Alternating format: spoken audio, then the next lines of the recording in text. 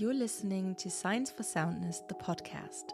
This is not your usual podcast. This is a journey, and as with any journey, I don't know yet where this one is going. If anything, I'm hoping to inspire you to take the first step, even if it's into the unknown, even if you don't know where you're going and you do it scared. Hi, I'm Steffi. I'm an equine scientist and equine therapist. I've made it my mission to support horse owners on their individual journey of horse-human connection and personal growth. I want you to know that I'm with you on this one.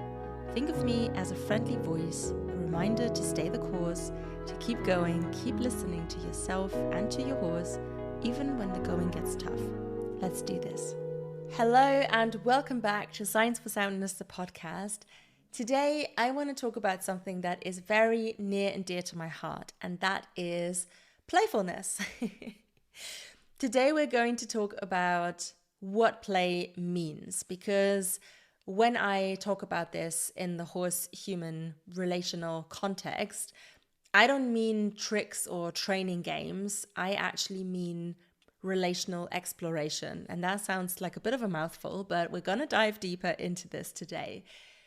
Because there is so much seriousness embedded in the traditional horse work. There is this constant thought of having to get things right, of having to do everything a certain way. And if you don't, then lo and behold, you're going to, get into trouble with someone or something, or I don't know who. But it's a problem. And I also want to introduce the idea that true connection can only emerge when we stop trying to get things right all the time. So exactly what this traditional horsemanship teaches us is that we only have one possible answer and option, and we have to choose it, otherwise we'll get it wrong. Well, I want to challenge that. I want to introduce the idea that true connection emerges when we stop trying to get it right and actually allow that space in between to be filled by whatever wants to emerge in that particular moment. And today's episode is also an invitation to rediscover your own curiosity, both in the horse-human context, but also in yourself, because it's something that I believe a lot of us are lacking, and it makes us feel really unhappy people. So let's change that. The first thing I want to talk about is the myth of doing everything right. I know it's a long-standing thing that it seems really hard to shake. And a lot of us, many equestrians, carry this internalized pressure to get everything right. And it doesn't matter if it's the way you put a head collar on your horse, the way you groom your horse, the way you lead them from A to B, the way you lunge them, the way you ride them. Everyone has an opinion, for one, but also people think like there is only one right way to do that, when in fact there is a multitude of personalities and very unique beings. And how could we possibly think that there is only one correct right way to do something? There is one correct right way to ride or lunge or, do groundwork, tack your horse up. It doesn't matter. All of it. It's basically shitty. And it destroys something in us. And that is what I just mentioned, playfulness. We stop being curious because we're so tense and trying to get things right all the time, because we are under all this pressure that we've internalized, because this expectation has been there to get it right all the time. And it probably starts in school, but it continues in specific riding institutions. And, people have all these wild stories of how they were taught to work with horses, for example, or being in school, how making a mistake was basically being picked on and was claimed to be a flaw, when in fact it isn't. It's part of learning. You're going to mess up. You're going to look messy, and it's going to not make sense at some point, but that is part of the learning experience, because we need to lean into these spaces. So I feel like a lot of us have forgotten to do that because we're probably unconsciously or subconsciously too worried about making mistakes. So there is all this tension that we've internalized. And this tension therefore limits our connection. Because let's be honest, horses aren't machines. They don't come with instruction manuals. They are individuals like you and me and our friends. Everybody's listening here.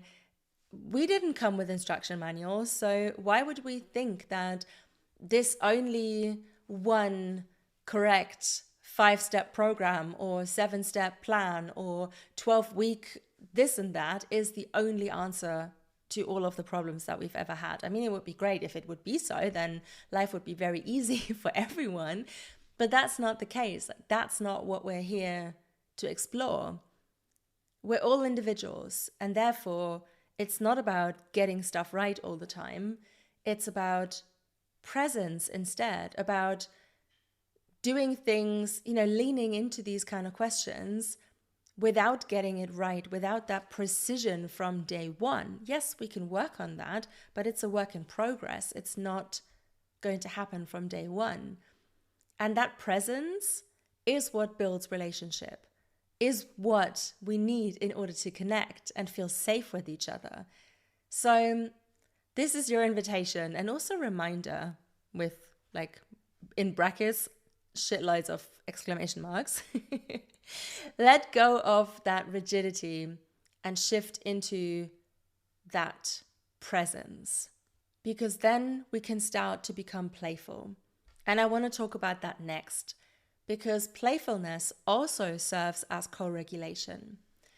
Think about it. I speak about survival modes a lot. So when you or your horse feel particularly stressed, doesn't matter if you feel stressed because you know it or whether it's happened subconsciously. When it happens, it happens. And your body is in a physical state of survival. It is prioritizing safety over connection.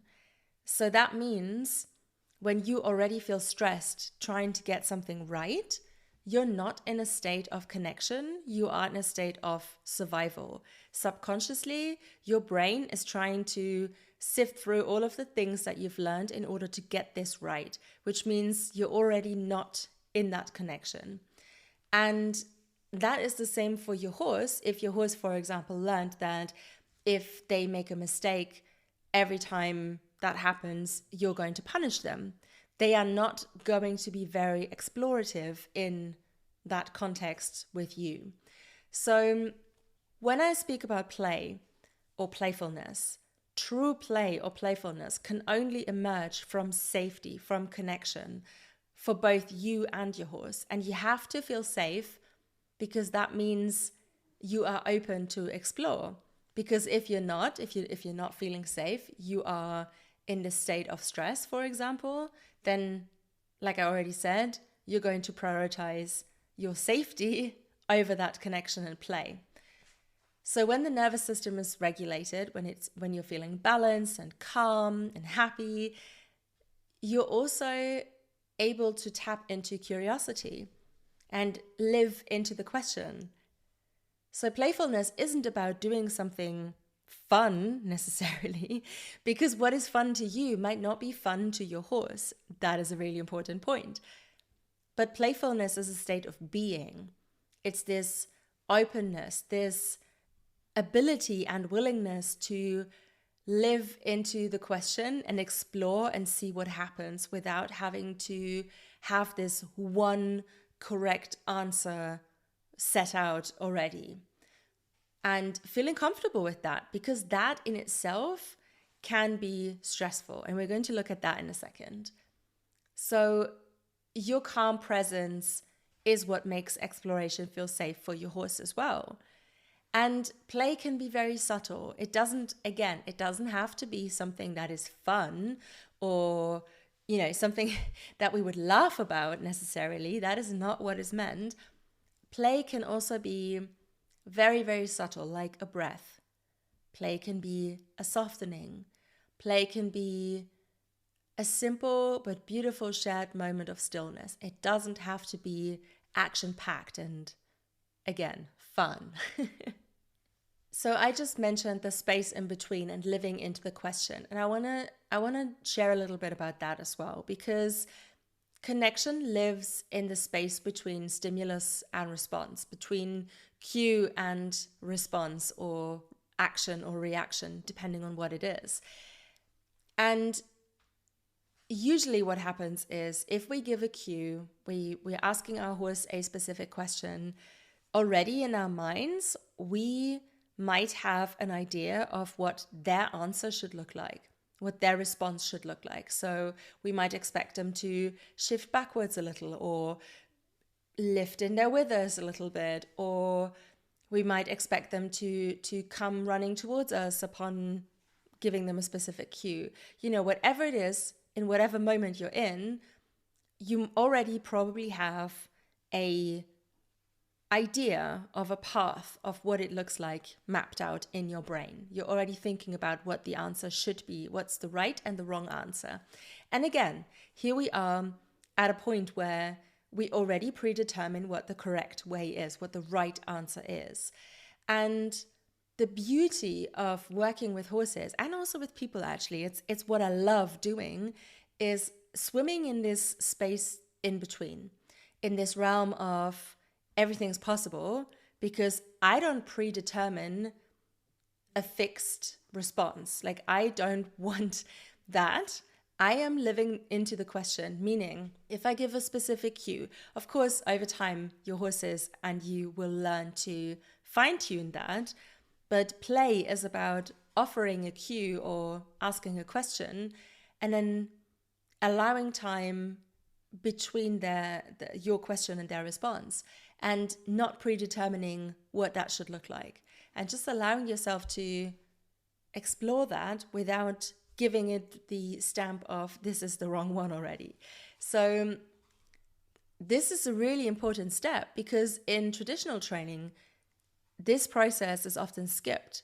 It's often rushed through, but I feel like this is where relationship deepens, where it becomes a two-way conversation, where it becomes possible for your horse to voice their opinion, to say something, and for you to listen, because you're not already setting out for it to be this one particular path. So, for example, when I said you're giving your horse a specific cue and they're coming running towards you, you might be giving them that cue and they might pause before coming over, or they might give you a good look and just take a breath before coming over. And rather than then going towards them with a head collar, grabbing them and dragging them out of the paddock or whatever housing situation your horse is in, you might want to just sit and simply observe and live into that question of, what's going on right now? Why is my horse not coming over? Is it maybe the approach, wrong time of the day? Is it the head collar? What is happening? What are they responding to? Or maybe they're just thirsty and they need to go past the water in order to get a drink before they're happy to come towards you, but allowing that space to be open without giving it meaning or having a predetermined fixed idea of what it should look like allows you to observe and just take it all in. So really important when I talk about the space in between, your job isn't always to act upon something. It is often to hold space. And that is really, really freaking uncomfortable for a lot of us. Because if you don't know the answer, think back to what I said at the beginning. If you don't know the answer, it feels very uncomfortable. And if it feels uncomfortable, you quickly want to do something that is going to alleviate that stress, that's going to make you feel better in that particular moment. And very often, especially in the horse-human context, we solve that via making our horses do something that is then giving us the correct, in air quotes, feedback, because it makes us feel better if they respond to that question correctly, again, air quotes. But play, and that's what we're talking about today, play lives in the freedom to respond in new and unexpected ways, and it's not predetermined, it's not fixed. So it's a challenge, and it's a challenge for everyone who feels stressed when things don't go their way, when you don't get it right, when you feel like you're not in control. Which brings me to something very, very important, because I feel like even in the moments where we should feel joy and we should feel present and connected, a lot of us experience performance pressure.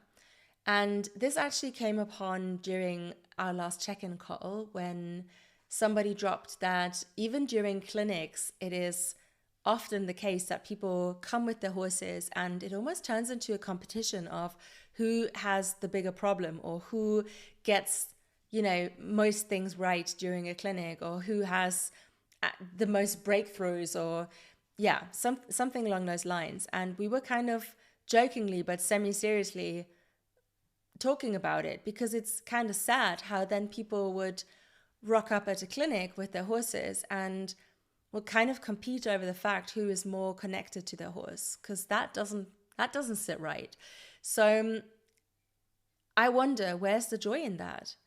And why does this happen? And I wanted to bring it in here today, because if we are so worried about getting it right, and if we're so worried about performing correctly in order to not get it wrong, so many of us carry that unspoken tension, or the sense that we're being evaluated, even if it is something as profound as working on connection.